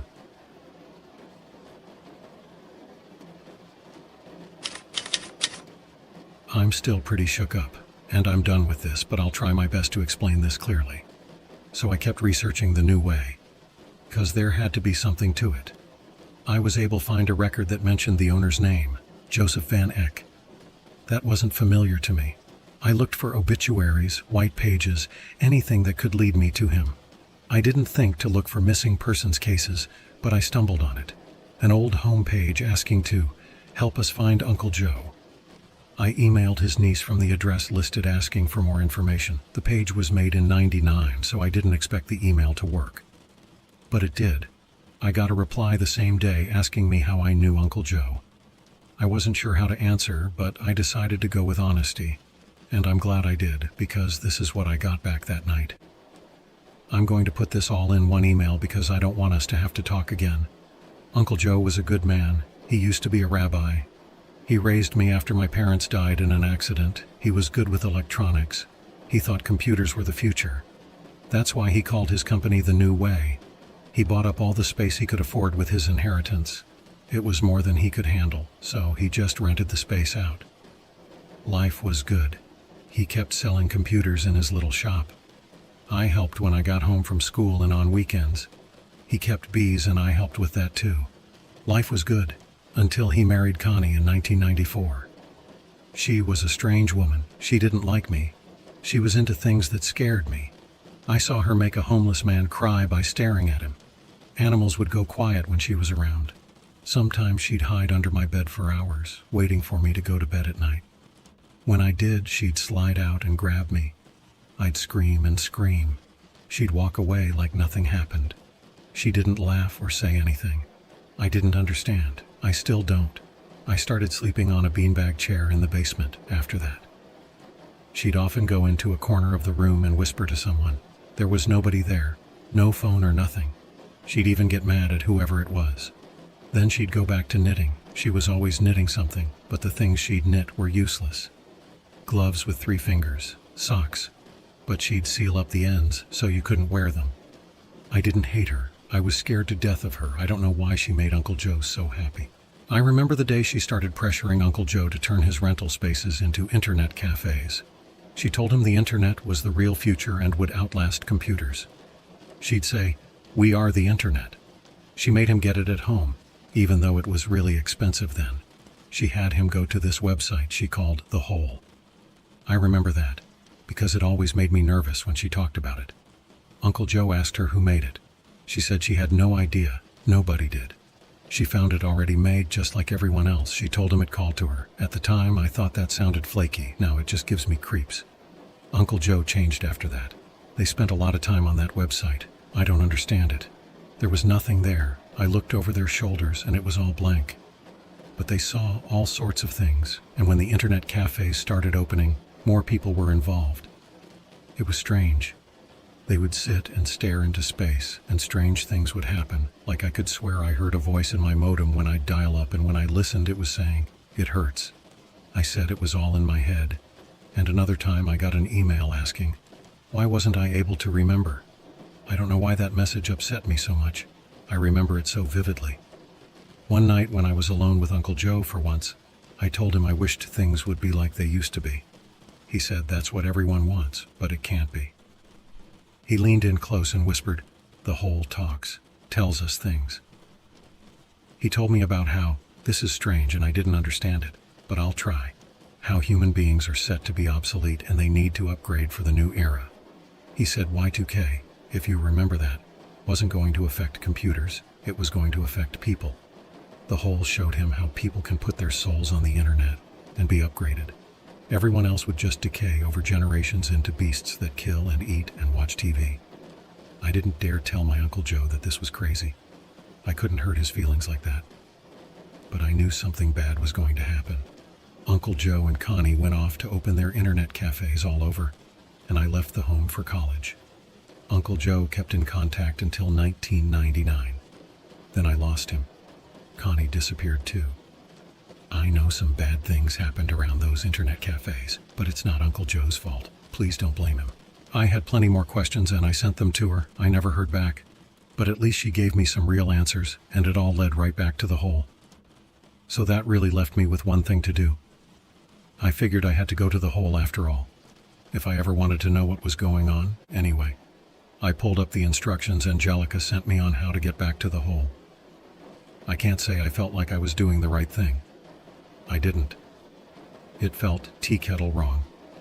Like there was something really terrible just off screen in my memories. I knew it was there, but I couldn't see it. So I welcomed the interruption when my phone rang. My neighbor was calling to tell me the man in the bee costume was back. He was standing in my front yard, he said. I walked over to the window and peeped out. It was nice and toasty inside, but I felt my whole body breaking into goosebumps. He was there, under the streetlight, looking right at the window. I asked my neighbor how long he'd been there. He said he called me as soon as he saw it, and that I should hang up and call the police. I tried, but there was no point calling the police. As soon as I hung up, he walked across the road and into the woods. I noticed when hanging up that I had an email notification from Ben. I was glad that he was okay. He'd sent me a video. I played it right away. On it, he said he went into hiding because things were getting weird. There were little things at first. Then one night a group of people he'd never seen before knocked on his door at 3 a.m. He didn't answer. He watched through the peephole. They didn't move, didn't knock again, didn't try to look in the peephole. They just stood there staring at the door. They didn't look homeless or crazy, just people. He called through the door that they had the wrong address. They started laughing, loud, fake guffaws. Then they silently walked away. He said he'd been getting calls where he just heard a dog growling on the other end. And then a few growly words like, "Why?" and "Abracadabra." Then he started having fits. He upset a lady at the grocery store during one. Whatever I got into, he said, it's bad juju. Like KGB or Illuminati bad. He pointed the camera away from himself to a computer monitor. It was an old webcam. Every 5 seconds it updated with a new image. But this one wasn't pointing at my house like before. It was pointing at a doorway in some dark room. Watch, he said. I did. There was a shadow moving around. It could be nothing, but I waited and watched. I figured if it was nothing, Ben wouldn't have kept recording. Finally, I saw something entering the frame. It was a man. The image was so grainy it was hard to say who at first. But when he turned, I saw it was Det Therold. It had to be the Egypt. He was walking into the bathroom of the Egypt. Frame by frame, I watched him slowly peer in, shine his flashlight, and then disappear inside. After a few frames of no activity, a blurred figure appeared for one frame and was gone. It looked like someone in robes running into the bathroom. With a knife. I called the police department and let them know what I thought I saw. Then I hopped in my car and started driving out there myself. I don't know what I hope to do. I'm not a fighter. I'm a data analyst. But I couldn't just watch something happen. The whole way I told myself I was doing something stupid. When I got there, the parking lot of the post office was completely empty. Even the detective's car was nowhere. I parked in front of the pub Egypt and went in. It was set up just like in the past. Computers everywhere, a sign-up sheet on the counter, and no one there. I called out for the detective, but I got no answer at first. Then I heard a response. It took me a moment to recognize my own voice. It was the conversation I had with Angelica. Coming from one of the computers, on the screen was my old homepage. After all that time, I knew it right away. The animated skeleton GIFs and links to conspiracy theories and Heaven's Gate. That page was deleted almost 2 decades ago. On another computer, I saw a video of a middle-aged couple staring into the camera, like they were watching me, and a little girl peeking over their shoulder. The woman said, "It chose you," and the man was shaking his head slightly. He looked frightened. Then another computer started playing a song. I didn't know it, but I recognized the sound of Vanity Fair again. That made it click. I'd just walked into a trap. I had to get out, but I couldn't. These people started coming inside. A middle-aged woman with long black hair, well-dressed. An older businessman, it looked like. A rough-looking homeless guy. More and more people crowded in without saying anything. One of them was Angelica. I just knew it. They were moving toward me. I tried talking to them, but their faces were blank. Emotionless. They didn't seem to hear. I ran into the bathroom and closed the door behind me. It had a simple turn-the-bolt lock, so I locked it. I pulled out my phone to see if I could get the police, but there was no signal. That's when I remembered the story about the guy knocking on the wall. Maybe there weren't bricks on the other side. I knocked for a hollow spot and started kicking a hole in the drywall. I tore the rest of the hole open with my hands. There was space back there, but it wasn't a way out. Or not, obviously. I used my phone's flashlight to look inside. The space was about 2 feet in width to the brick wall. I stepped in. A computer was running in the far corner of the space. Just the tower, no monitor or any way to interact with it. I heard those people breathing outside the door. They weren't trying to open it or beat it down. They were breathing heavily against it. Then I saw something moving under the door frame. I thought it was a finger slipping under, maybe trying to grab a shoelace or something. But it was too pink. It was a tongue. One of them was licking under the door. That scared me enough to go deeper into the space, stumbling over pieces of sheetrock. I tried to follow the lines on the computer to see if they went outside, but they didn't. So I grabbed the tower and used it to beat against the brick wall, hoping to knock the bricks loose. They didn't budge, but the computer was in pieces. I gave up. As I climbed back to bathroom, I noticed 2 things. One, written above the hole I just made. The hole had been painted. The other, it's not sheetrock I was stumbling over. It was bones. I hurried out and sat in the bathroom stall for what felt like hours. I didn't come out until date. Thero showed up. He said no one was out there when he arrived. All the computers were gone when he took me out. He said he hadn't been there all day.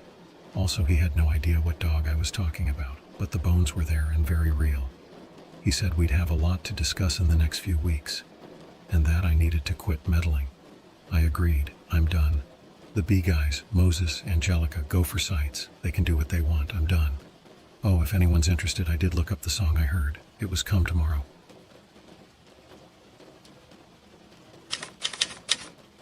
I think it really is over now.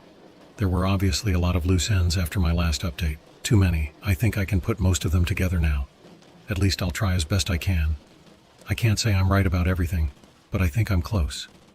First, here's what happened. After the incident at the Egypt, I went home to relax and forget with some DVR'd Seinfeld episodes. It was the episode where George finds a doll that looks like his mother. I was letting my mind blank watching screen, but I noticed the sound was off at times. I tried turning the TV and DVR on and off. That seemed to fix it. Then it happened again, like the voices would get doubled randomly, some kind of echo. The next time it happened, I tried muting and unmuting the TV to see if that would help. That's when I noticed that the echo seemed to be coming from behind me. That was weird because I don't have surround sound or any other TVs in the home.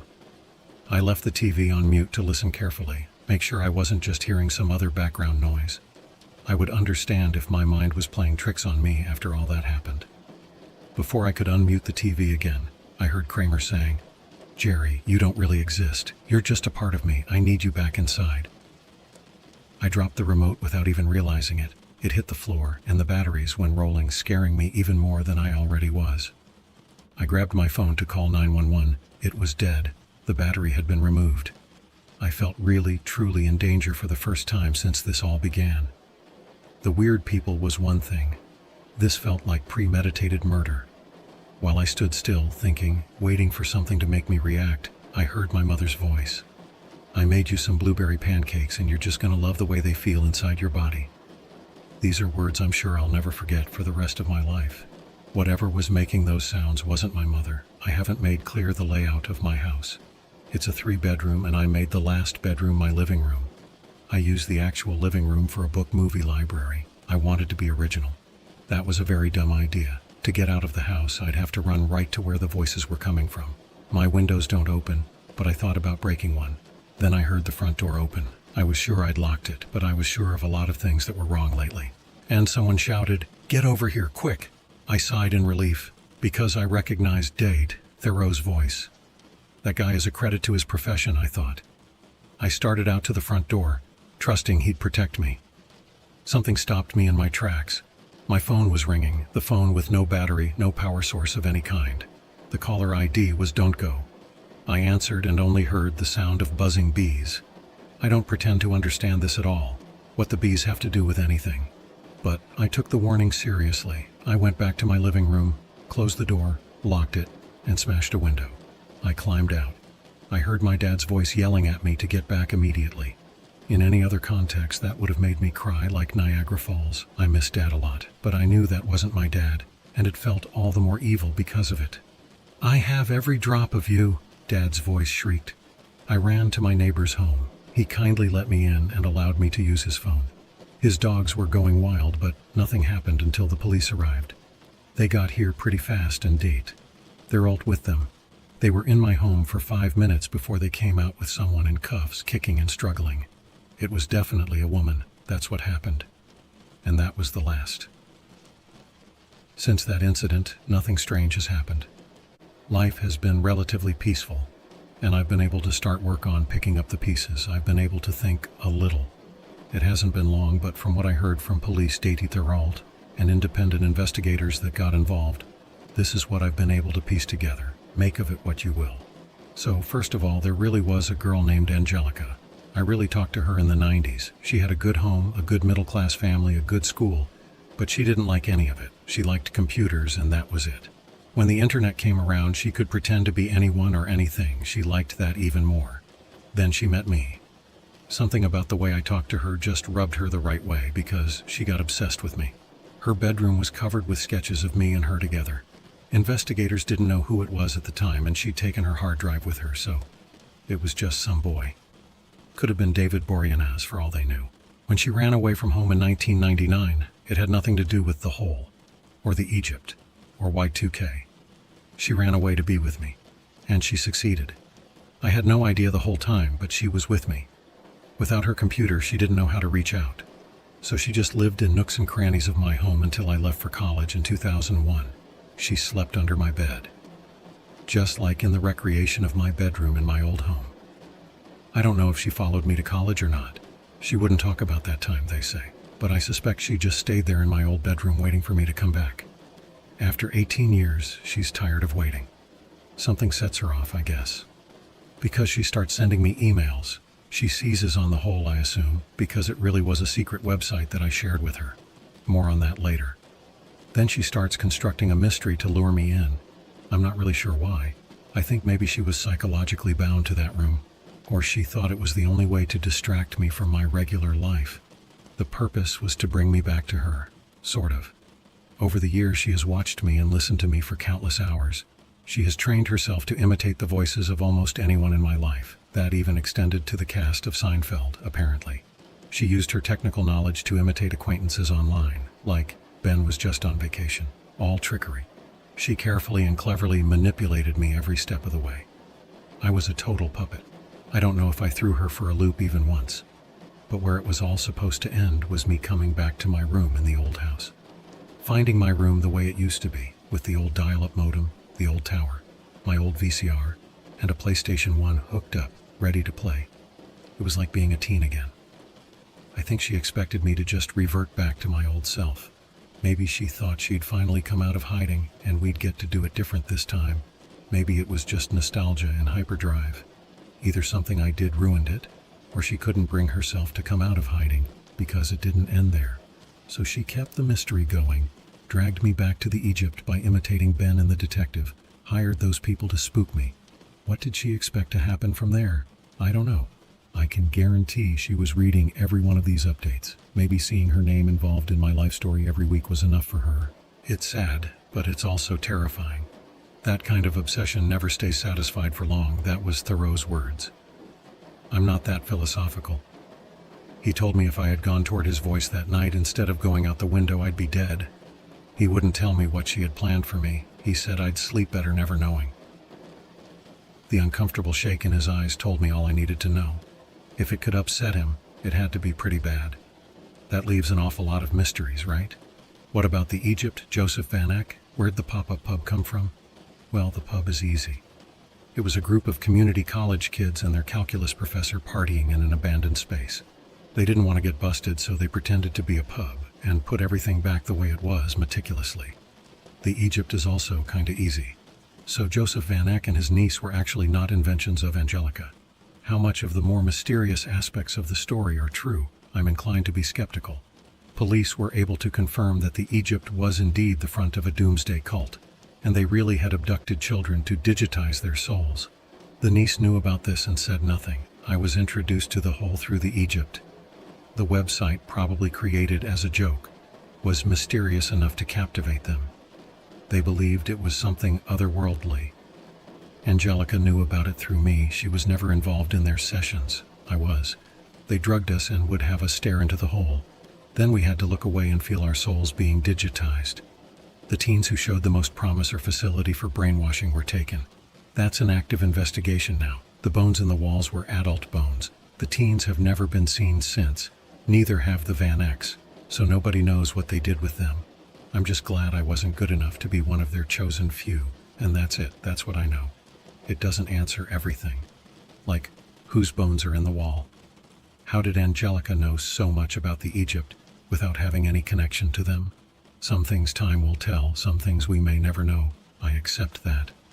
There's just one thing that does bug me, because the more I think about it, the less sure I feel about everything. Like the last piece of the puzzle, but it doesn't fit in the last space. It's one of the things Angelica had in her possession. It was an old Bass VHS tape. I didn't want to watch it alone, so I watched it with Mom. That turned out to be a good idea. It was actually one of my family's few home videos, Halloween 1989. Dad, holding the camera, is coming up to our bathroom where Mom is putting the finishing touches on my costume. She backs away and I jump out at Dad, buzzing. "A bee," he says. "Holy Moses, that's all the end." "Holy Moses!"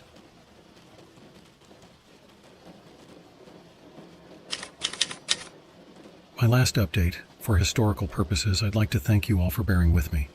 I realize I owe you an explanation. And you'll get it as much as one is possible. I'm writing this from a public library. I didn't want to take any electronics with me. It just makes me too vulnerable. After I left the Egypt for the last time, I came home and settled down to watch a DVR'd episode of Seinfeld with some chai tea. Anything to rest my nerves. Just as I settled, I got an email notification on my phone that said, "Please look," and provided a link. I didn't recognize the number, but since the link was to a Guelph University page, I figured it was Ben. The link brought me to the webcam that Ben found weeks ago on the Gopher server. I was regretting my decision to trust it already. I felt fear, frustration, and anger welling up because I just wanted to be left alone and I couldn't get any peace. Soon, it was only fear I felt because I noticed something happening. The trunk of my car was opening. When the frame updated 4 seconds later, the trunk was fully open and someone was slithering out. I guess I was mesmerized because I just kept watching, waiting for the next frame update. By the next frame, he was standing at my door. I went to my front door and looked out the peephole. No one was there. I looked at my phone again to check the webcam. Someone was, or should be, standing right in front of it. Maybe it's something that happened in the past. I looked through the peephole again, and it was blocked. It took a moment to realize I was looking right into someone's face. An awful, hate-filled face. I took my phone with me to my office and locked the door. I heard my front door knob rattling and then open. I knew I'd locked it. I don't know how he managed that. Whoever it was walked in purposefully right to the office like they already knew where I was going. I didn't have much confidence in the lock. I expected the door to fly open immediately. Instead, I heard a weird, distant voice. It sounded like the weather radio, saying, "Why did you leave?" I called 911. I heard the operator pick up, but I couldn't speak. The door opened, and this person walked in. His face was hazy, but it was familiar. He had some kind of weapon. He forced me to get on my computer and go to the hole. He walked me through each step. I didn't have a choice. I did it. After all those years, there it was. The same bland page that seemed to do nothing, but I could feel it like fingers poking in my brain. It was like I was still in my office, but that guy was gone. So were other things. I could see things that were always there but weren't really there. I guess you'd say they're in other dimensions, but that's not right either. And it wasn't like here, where things are ordered and make sense. Everything was ordered wrong. I was still on the phone with 911, I realized. I tried to tell the operator that the man was gone. Nothing I said was coming out right, and the operator was telling me, "You're in big trouble when the captain arrives." "You ever heard of freaking?" Ben asked me. It was disorienting, but I knew right away I was looking at Ben. And I wasn't in my home. There was a guy standing with Ben that I didn't recognize. I asked if I was in Guelph and how I got there. He assured me I was in a motel in my hometown. He didn't trust technologically facilitated communication anymore, so he came all the way to talk to me. And he introduced his associate as Milky. He'd found him holed up in a Catholic commune in rural Ontario. They said I was in serious danger. Milky spoke then. His voice was slurred. He was aware of it because he apologized for it. He went on to tell me what happened to him. He said he'd been a part of this hacking community for years. Nothing for profit. Just good old-fashioned mischief. They especially liked dicking with fringe and religious groups they started on IRC. When the www became the thing, they migrated to a web forum. One day a hidden link appears on the forum. Other members try to scrub it and insist that no one touch it. One of the guys on the forum, one of their oldest members who fled the Soviet Union back in the 70s, says he knows what it is. It was studied before, and it was never, ever supposed to be available to the public. He'd seen what Stalin could do, what murderers could do, and he wasn't scared. This thing scared him. It sounded like a put-on. Milky said this guy had a healthy sense of humor, but the guy swore it was real. He said it started way back when the first computers were being networked, the electrons and other particles that are brought together and herded about, in making these connections, leave empty spaces of nothing where they were. It's like an anti-net. And the more and more we connect all over the world, the more this anti-net grows. And what's so scary about that? Someone on the forum asked. And he replied, just because it's empty space doesn't mean there's nothing in it. He wouldn't elaborate on that, no matter how much they tried. Milky figured the guy didn't want to make them curious about it. That failed. He was very curious about it, more than ever, so he clicked the link.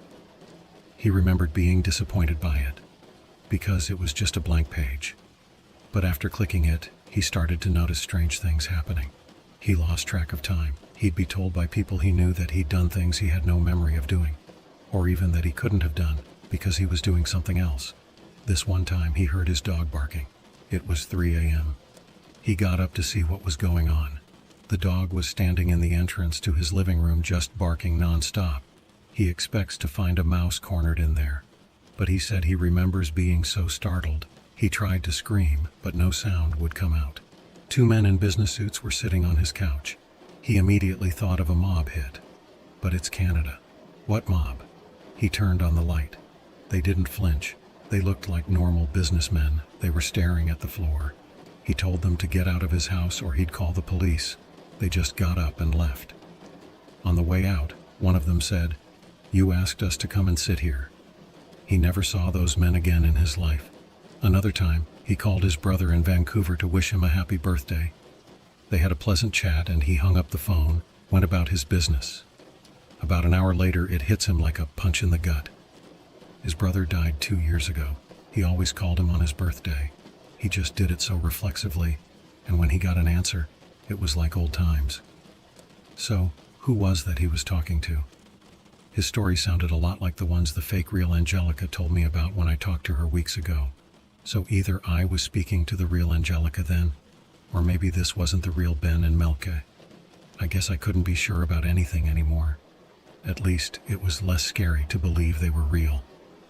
During this time, he kept checking the hole. He wanted to figure it out.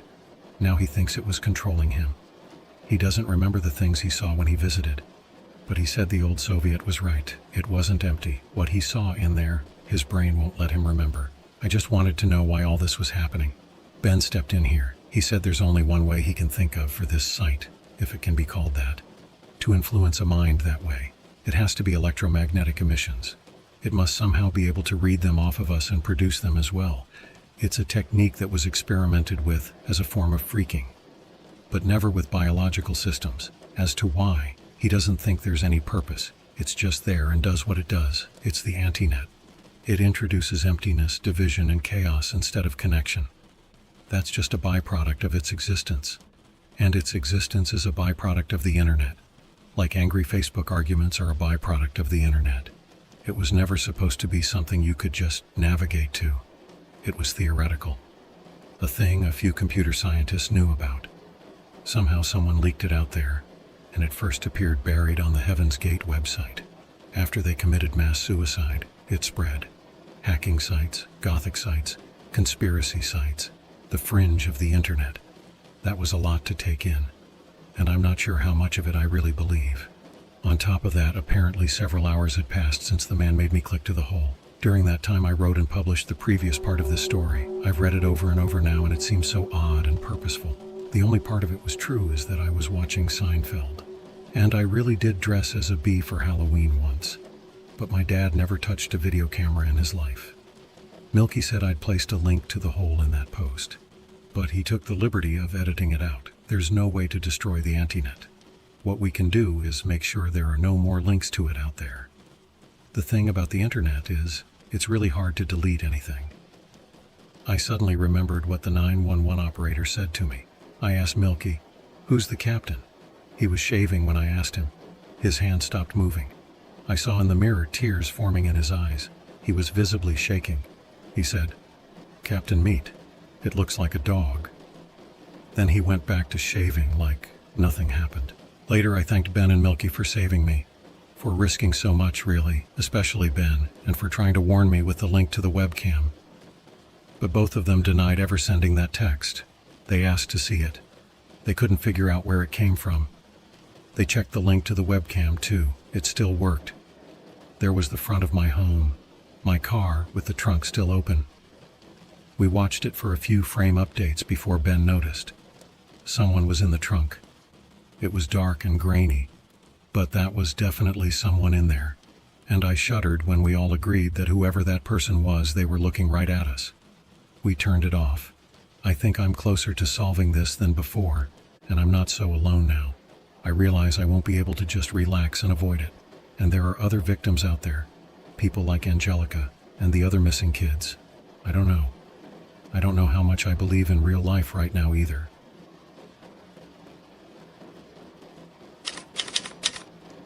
I woke up in the middle of the night a few nights ago. We didn't want to keep paying for the motel, so we ended up crashing with my mom. She was happy for the company, and she was obviously worried about me. She said I had to get a grip and not let my life slip away. Just solve this thing, she said. It was weird. It wasn't the sort of thing my mom would say. Anyway, I woke up because I was hearing whispering sounds. You'd think louder sounds would wake you, but no. The whispers are the worst. I listened carefully. I tried not to move. I wanted to hear where they were coming from. It was a two-way conversation. I couldn't make out any of the content though. Just a word here and there. I got up slowly and looked toward the corner of the room. That's where I thought the sounds were. It took a while for my eyes to adjust. When they did, I saw Milky kneeling in front of one of the electrical sockets. He'd whisper something into it, then turn his head and wait, and whispers came back. He saw my looking then and said, "Some trick, huh?" I guess it was ventriloquism. But why do that alone in the middle of the night? My nerves were shot. I got out of bed and went out to the kitchen for water. I could see someone standing out on the front porch through the kitchen window. Figuring Ben couldn't sleep either, I went out to ask him if Milky was really okay, because he didn't seem to be. I flicked on the outdoor light and stepped out. But it wasn't Ben out there. It was Milky again. He tried to tell me something about constellations, but I walked back in. Something wasn't making sense. There was no way he could have gotten out that fast. Some trick, huh? I went into the living room. The TV was on. It was the episode of Seinfeld where George finds a doll that looks like his mother. That made me uncomfortable, so I changed to another channel. The program guide said the Ninth Gate would be showing. I always liked that one. But instead of the Ninth Gate, it was the 10 Commandments. Very different movies. Only one number off, though. I guess it was near Easter, so it's not that odd. Seeing Heston's Moses posturing with the Egyptians struck me. I never did get to speak to Holy Moses. I let myself be distracted, chased off, or both, and everything happening just seemed to be getting more and more filled with coincidences and connections that weren't adding up, or added up too well, which is the same thing, if you ask me. I started up Mom's computer. It still ran Windows XP. It was Dad's computer and she doesn't like change. I had to download MyArc. As soon as I did, I connected to EFNet. This time I was going to talk to him. He wasn't hard to find. Just a whiz, and there he was in H1991. He was the only one in there besides me. Before I could send him a message, an email notification appeared on screen. I guess Mom had it on auto start. The notification caught my eye because it said it was from Date. Their old subject, information requested. I shouldn't have, but since it was from the detective, I felt it had to concern my situation. I clicked on it and read. He said, "As we discussed, here is the documentation on the dental records with the doctor's signature." The attached document was about the skeletal remains found in the Egypt.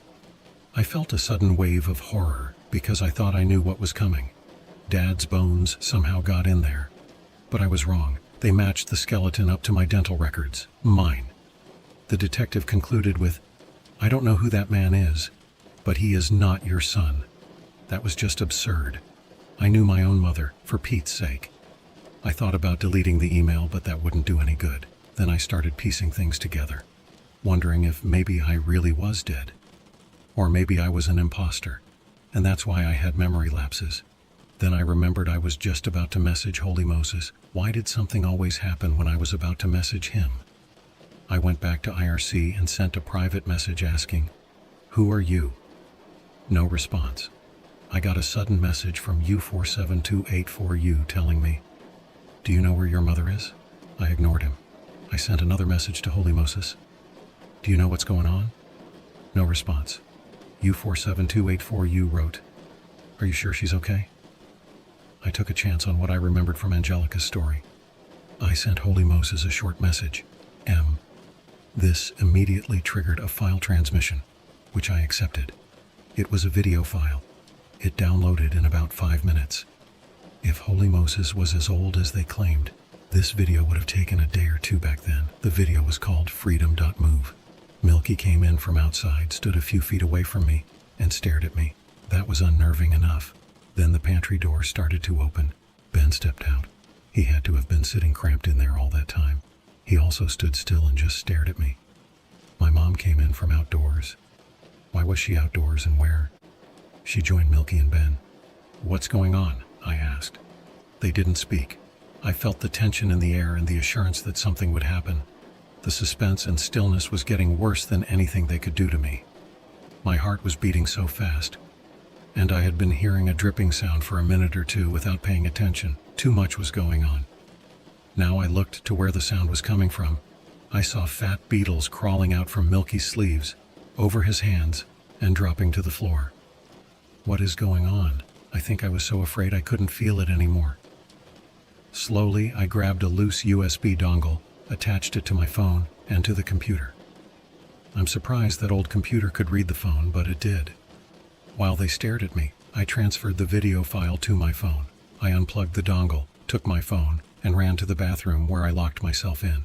I heard feet shuffle up to the door and stop there. I turned on the shower to drown out sound, and then started watching the video. The webcam being used was severely damaged by the looks of it, but I could make out a very sickly-looking older man. The audio was distorted, and I had the shower running, so I had to start it over and up the volume. The man said he's been trying to warn me. The dilaton distortion in the hole allows him to send messages during brief windows. If I am listening to this, he said, I am in the hole and have been for a while. Other things are also in here. While he spoke, I kept hearing screams in the background of the recording. Some sounded closer than others. He said these things don't want me going anywhere. I need to get out before it's too late. He knows, he said, because he's me. The last thing he said before the video ended abruptly was, the birds and the bees. I couldn't leave through the door, so I pulled up the blind to leave through the bathroom window. I almost shrieked when I saw my mother's face pressed up against the window. I was trapped. I thought about pushing through anyway. But I couldn't hit my mother. I just wasn't raised that way. I could hit Ben or Milky if I had to. So I took the door. Nobody was there. That just made me worry about where they really were. I stepped outside, and still nobody there. I hurried to my car before Mom could come around from the back. Then I heard rapid footsteps. Ben was running right toward me from way down the street. As he got nearer, he started shouting, "Stop hurting me!" But he didn't look in pain. He looked in a rage. I got in my car and started backing. When he got to me, he was pounding on the windows, still screaming. I drove straight back to my home, leaving them all behind. The only explanation could be that I'm in the hole, whatever that means. Because there was no other way Ben and my mom would act like that. But when did that happen? What does it mean? What's real? Is any of what I'm writing really making it online? I don't understand any of it. Before I even stepped inside my home, I knew something was wrong. Waves of something, just bad, pure bad, were hitting me. I opened up. It looked normal. I started turning on all the lights, and I grabbed a knife from the kitchen drawer. Then I saw them.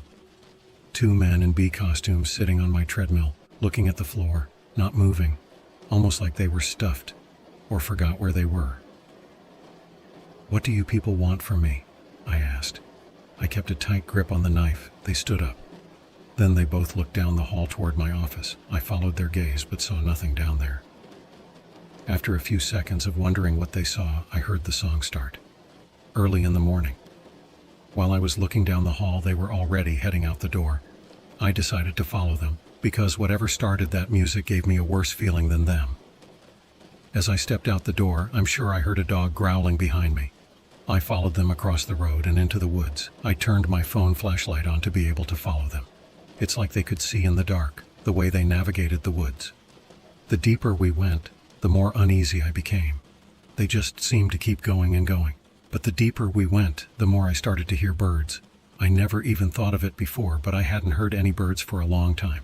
Weeks at least. Or locusts or any normal springtime sounds. The more I followed the bees, the more I heard the birds. Until they got loud enough, I figured we must be under a massive collection of nests. I kept following them until it got too loud to bear, and then it sounded like machinery, like elevators. And then I was back in my office, sitting at my desk, slumped over my keyboard. The corner of my mouth was wet. I picked myself up. It felt like I was just waking up from a deep sleep. The room was bright with sunlight. I could hear birds chirping up a frenzy outside. My screensaver was on. When I shifted the mouse just to see what time it was, the last email from Angelica, with the instructions to get to the hole, was up. But I know time passed. I know I wasn't just sitting in my office the whole time. Someone would have noticed, called in a wellness check, something. It's been weeks. And you've been reading this over a period of weeks. This didn't just show up one day. I know what I'm supposed to think. I just don't know how to make sense of that.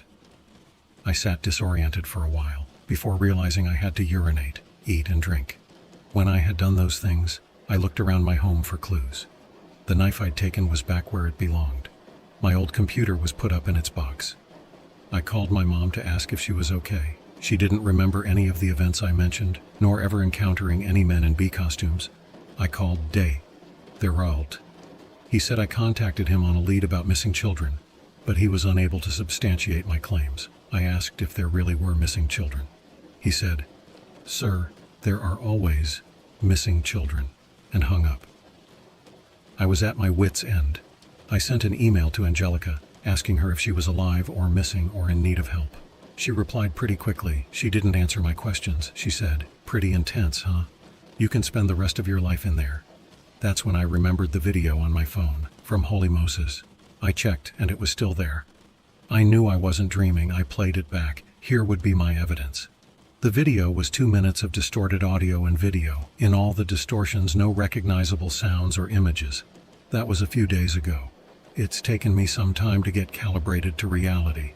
Nothing strange has happened since. I can't explain what happened. Maybe I had a psychotic break. I was under a lot of stress at work. Maybe someone was gaslighting the hell out of me. Maybe there really is a secret website that uses electromagnetic waves to mess with your mind. Or, you may think, maybe I'm just making everything up. A sad internet nerd in love with Usenet and Gopher sites. I'm just glad it's over. I'm glad to be going back to work like a regular person. Making banana smoothies. Not thinking about sinister internet cafes. I really do remember the Egypt and the hole, and it's like reality all twisted. I'll just end by saying I don't think I'll be feeling any nostalgia for the old days of internet for a good long while. I'll start appreciating nature and well-ordered reality a lot more instead. Abracadabra.